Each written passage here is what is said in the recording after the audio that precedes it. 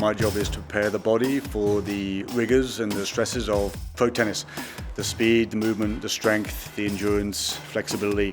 Every physical facet that goes into playing this sport week in, week out at the highest level. Some people need more flexibility, some people need more strength. It depends on the body type.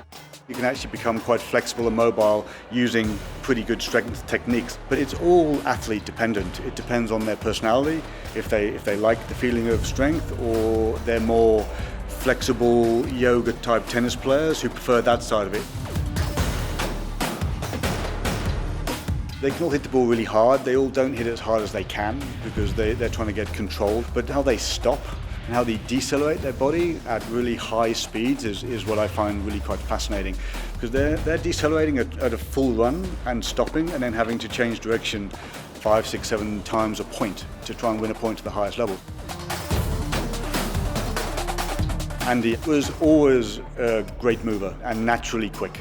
He was 75 kilos when we started, and I think his playing weight now went to about 85. So you're looking at 10 to 12 kilos of muscle, mainly through the quads, the hamstrings, the hips, and the back of the body. The back, that's where they generate their power from, the posterior chain. And with 10, 12 kilos of muscle, he could maybe move a little faster for a little longer, and you hopefully give him a few more hours.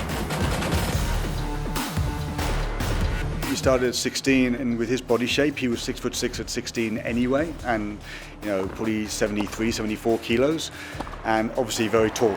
And that's not easy, because first of all, you've got to do a couple of years of stability training. You can't put big forces through a 6'6", 16-year-old. That's too high risk. So you've got to make sure the body's lined up, all the joints are stable. He's done probably 2 years of really pretty good load work. And touch wood, his body's held together. But yeah, with someone this tall, because they've got such long levers, you have to really watch the joints of a top player, especially elbows, hips, knees. These are always going to be under pressure. Obviously, clay is more of a sliding component, so they tend to play with a wider base and slide more, which puts more pressure on the groin, the adductors, the inside of the leg. You play a lot more above shoulder height. So that puts a lot of pressure on the shoulder joint, the rotator cuff, because you're swinging above your shoulder to create spin. You've got to come into the clay with a good endurance base so you can last long points, and probably a little bit more work on flexibility in this groin area. So it's a bit more of an endurance sport and a range of motion sport, I would think.